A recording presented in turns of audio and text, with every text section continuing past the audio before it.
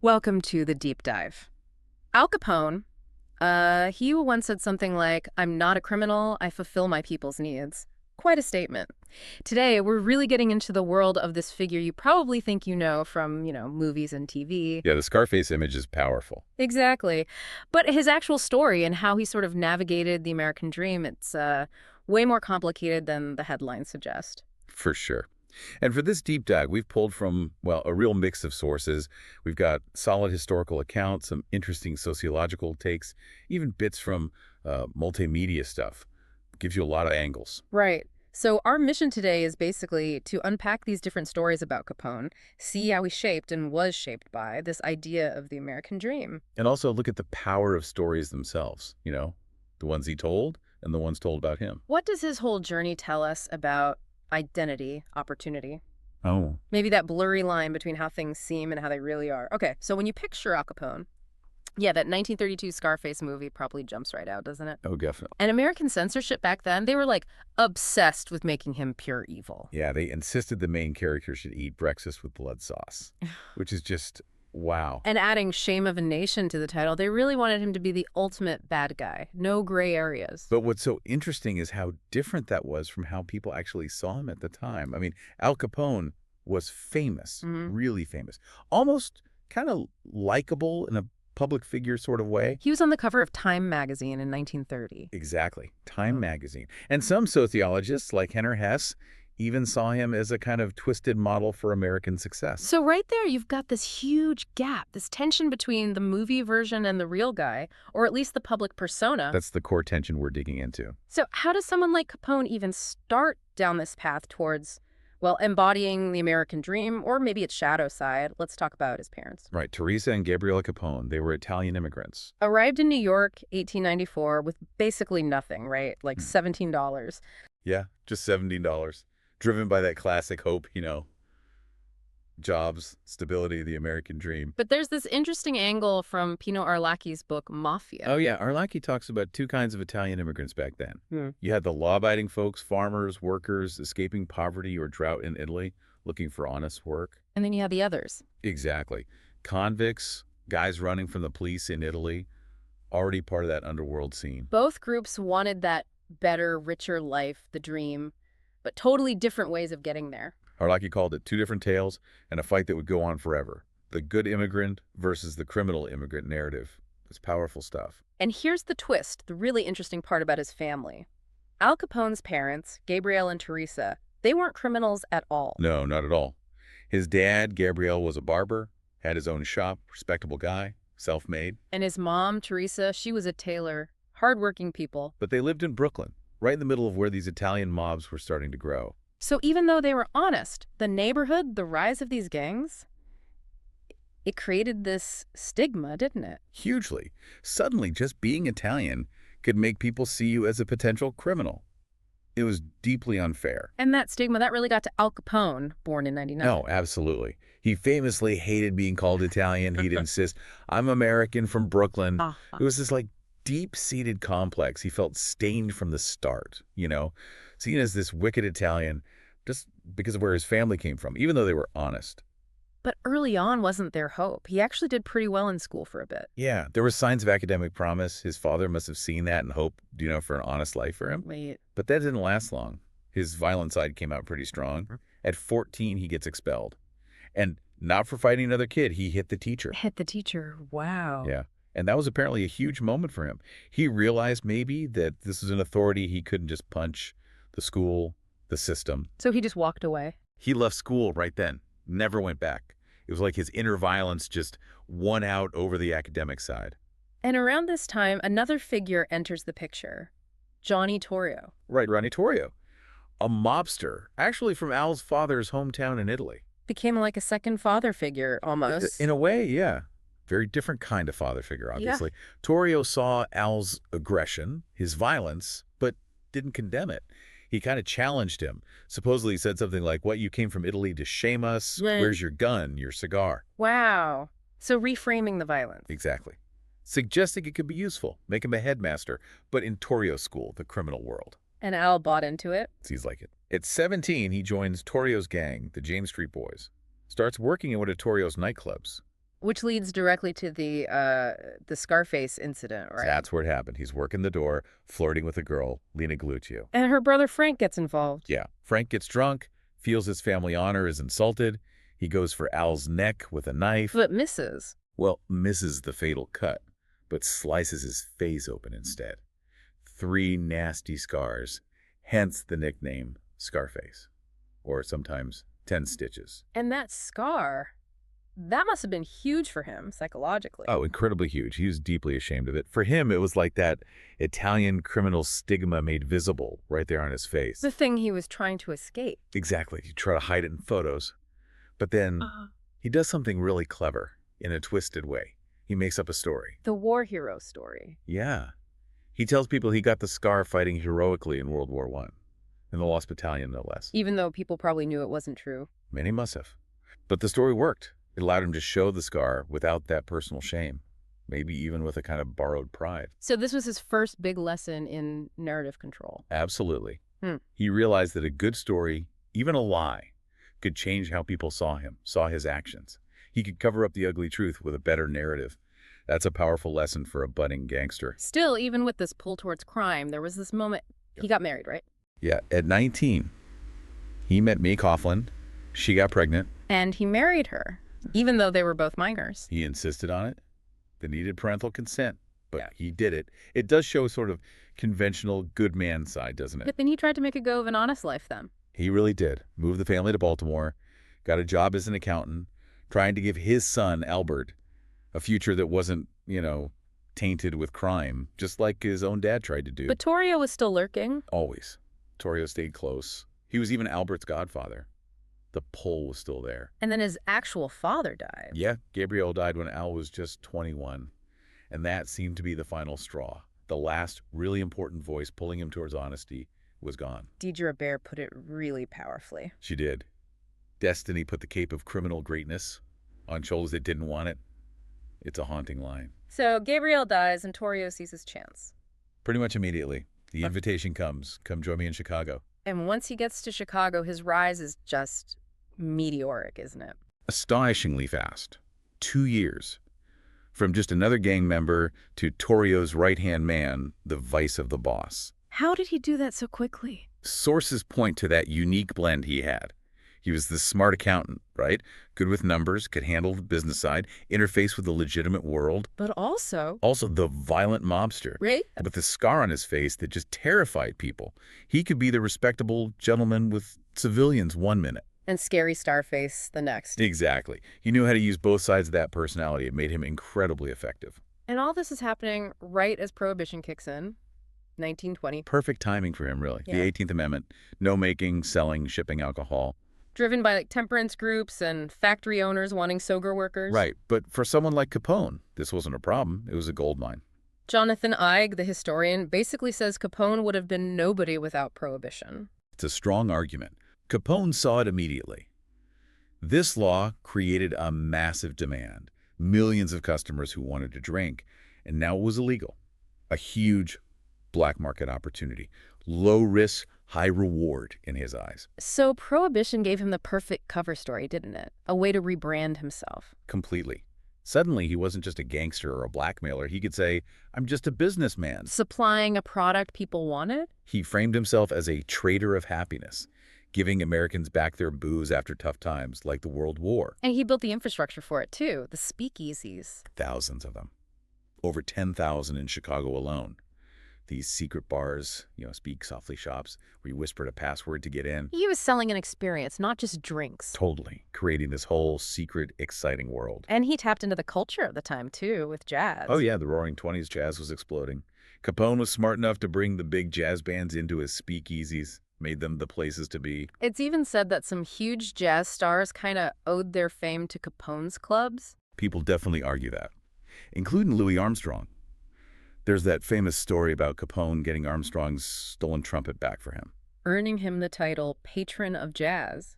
Quite the reputation shift. From mobster to arts patron. It's brilliant PR, really. Okay, but with all this illegal stuff happening so openly, thousands of speakeasies, where were the police? How did he operate like that? Ah, well, that's the other side of the coin. He wasn't just smart about business. He was smart about managing the system. Mm-hmm. He had a lot of Chicago cops on his payroll. That was crucial. But even bigger was his connection to the mayor, right? Bill Thompson. Absolutely critical. Historians point to Mayor Thompson's corruption as a key reason Chicago's street gangs could consolidate into this powerful, organized mafia. Thompson basically let it happen, maybe even helped it happen. So Capone wasn't just a gangster, he was playing politics. And playing it well. Bill Bolton called him an entrepreneur. Said his method should be taught in business schools, not just criminology. There was even a Harvard Business Review study. Yeah, 2009 looked at him as a case study in turning a violent gang into a highly profitable business organization, making something like $60 million a year back then. From a family that started with $17, it's staggering. The dark side of the American dream, maybe, but undeniably successful on its own terms. Of course, that kind of success breeds enemies. Rivalries flared up. Especially with the North Side Gang. And the funny thing there, or ironic maybe, Not that. they were apparently really upset about Capone moving into the prostitution business. Not just turf wars, but because they thought it was, like, un-Catholic. Gangsters arguing about Catholic morals while shooting each other? Okay. The contradictions are everywhere with this story. Anyway, things got violent. Torrio himself survived an assassination attempt. And decided he'd had enough. Pretty much. Said he was too old for it.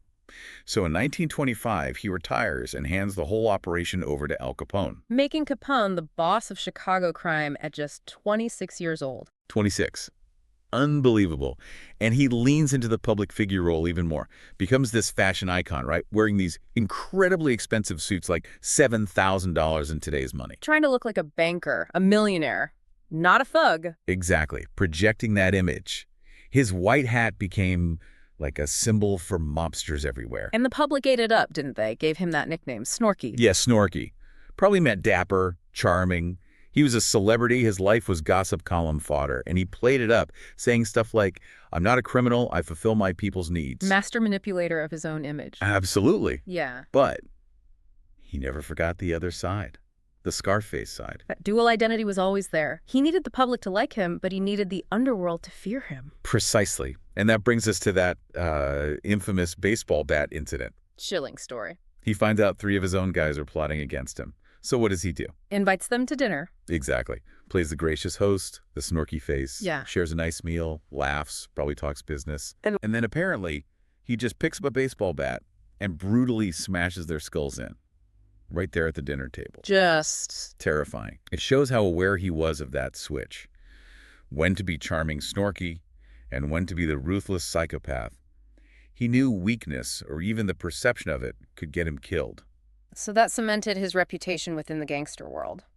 But a bigger, more public act of violence was coming, something that would shatter that Snorky image for good. The St. Valentine's Day Massacre. February 14th, 1929. Capone himself was nowhere near Chicago, right? He made sure he had an alibi in Miami. Flawless alibi. But it didn't matter. Why not? Because his public profile was so huge by then. When those pictures came out, 7 North Side gang members lined up against a wall, executed by men dressed as cops. The public immediately pointed the finger at Capone. He was the only logical suspect in their eyes. His alibi meant nothing. The sheer brutality of it. It changed everything. He went from traitor of happiness to Traitor of death overnight. The press that used to love printing his quotes. Now they were calling him public enemy number 1. And the business community in Chicago, they'd had enough too. Definitely. The constant gang wars were bad for business, bad for the city's image. They started putting serious pressure on politicians to bring him down. So his carefully built narrative was collapsing. He needed a new one, fast. He did. And his move was pretty clever. Again, May 1929, he basically gets himself arrested in Philadelphia. On a minor charge. Yeah, carrying a weapon publicly. He figured a year in jail, a relatively comfortable one, would let the heat die down, let the bad press subside. A strategic retreat. So he gets out in March 1930. Right into the Great Depression. Perfect timing, again, in a way. The country was suffering, widespread unemployment, poverty. And Capone sees another opportunity for rebranding. Exactly. He reinvents himself as Robin Hood. The soup kitchen. Opens a big soup kitchen in Chicago, feeds thousands of homeless people every single day. Sources say he was spending a fortune on it. Yeah. Giving money to the church, too, helping out elderly Italians. Right. And doing things like renting people's basements for way over market value, like $75 a month. A way to give charity without making it look like charity. Exactly. The hidden good deed. It was all about rebuilding that positive public image, making himself seem essential, even benevolent, during a time of crisis. But the pressure was still on from the top. Chicago businessmen went all the way to President Hoover. They did. And the government finally realized they couldn't just arrest their way out of this. Capone was too slippery, too popular in some ways. They had to fight fire with fire, play his own game. Precisely. They needed a counter-narrative. They needed a hero. Enter Elliot Ness and the Untouchables. The perfect foil. Ness was young, handsome, a university graduate, and famously, supposedly, unbribable. A stark contrast to the corrupt Chicago PD. But were they really that effective in bringing Capone down? Or was it more about the image? That's the debate. They definitely did real police work, raided breweries, but arguably their biggest impact was PR. They were presented as these incorruptible heroes. Counter-propaganda. Exactly. Giving the public someone else to root for, inspiring stuff like the Dick Tracy comics, it was narrative warfare. But the core problem remained. How do you actually convict Capone? Murder. Bootlegging. Witnesses were terrified. Juries were sympathetic or bribed.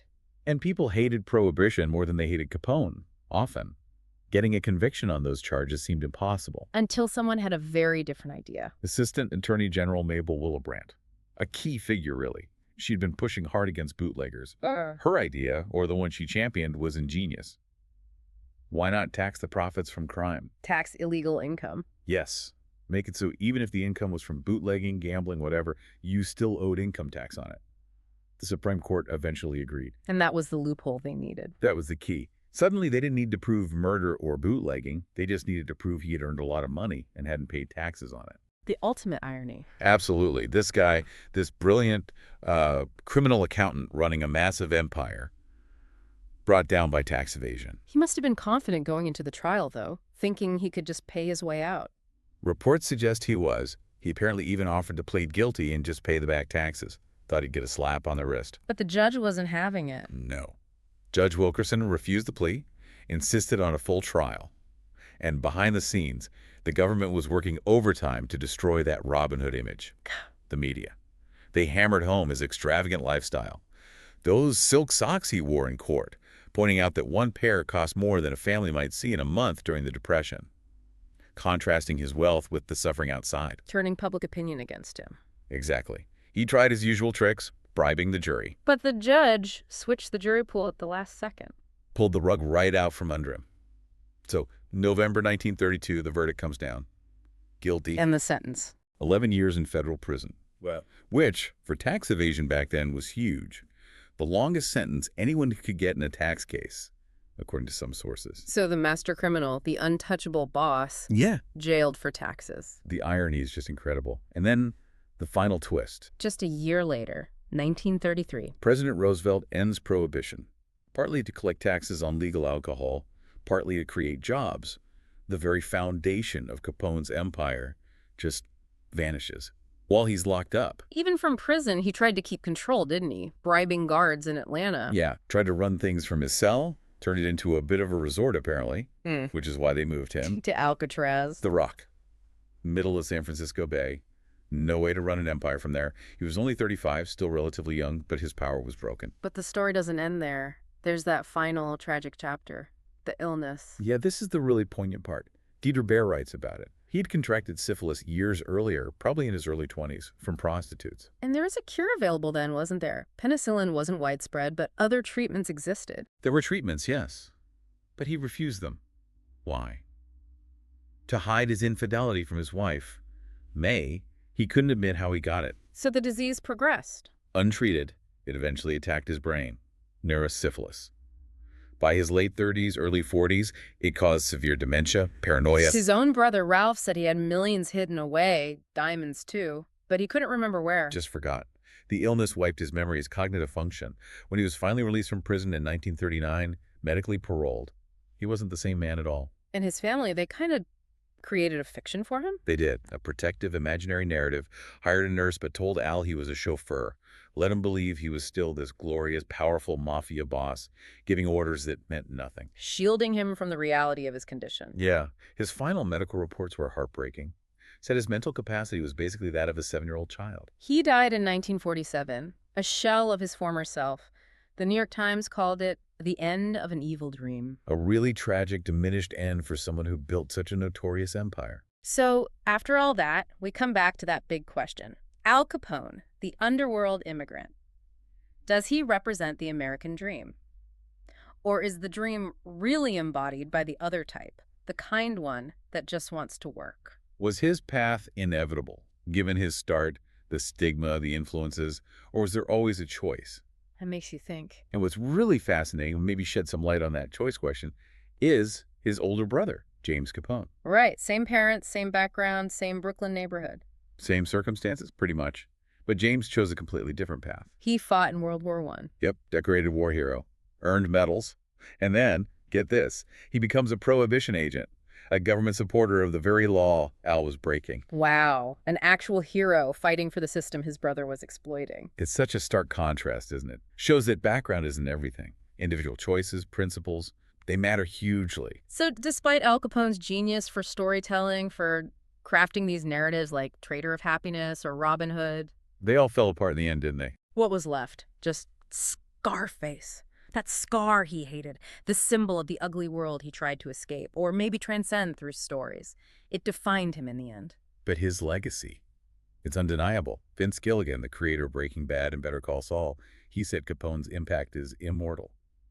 More Americans know Capone than 3 presidents combined. Is that the quote? Something like that, yeah. Yeah. His methods, the bribery, the PR, the media manipulation, they still echo in real crime and definitely in movies and TV. From mysterious figures like Mr. X to Don Corleone. Absolutely.